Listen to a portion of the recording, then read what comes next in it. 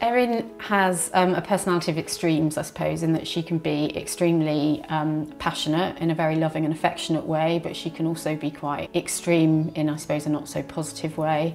She has learning difficulties, so emotionally she's a lot less mature than her peers.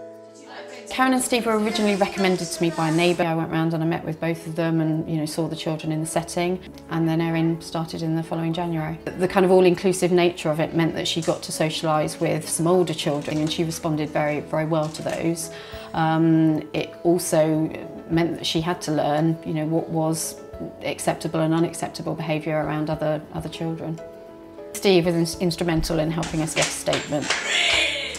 That involved meeting with a little working group on a regular basis. So Steve was great in terms of coming to those meetings, talking about the experiences that they had of Erin. They were able to see how she was with her peers and how her needs were different to theirs, and how she clearly wasn't ready to start school in the year that she should have done without any additional support in the school setting.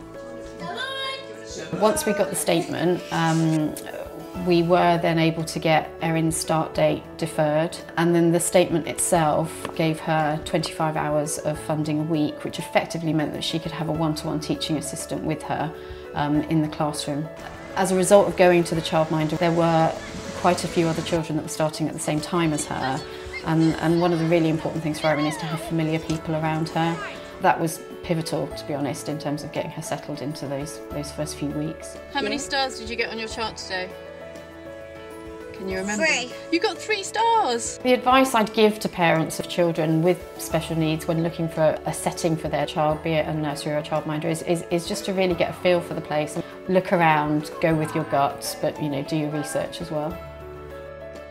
Finding accessible childcare for Erin, it's meant that I was able to go to work.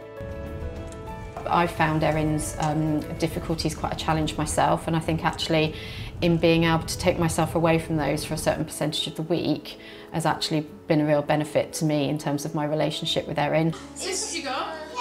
Yeah. So now that Erin's a bit older, she goes to them once a week after school, purely so I can get some time with my son, some quality time with him on a one-to-one basis where I'm not trying to deal with the fairly sort of incessant challenges from Erin. Steve's probably, I would say, almost the only person outside the family who we can have as a babysitter for Erin, and it's usually a job to get her out of the door at the end of the day, out of Karen and Steve's door, that is.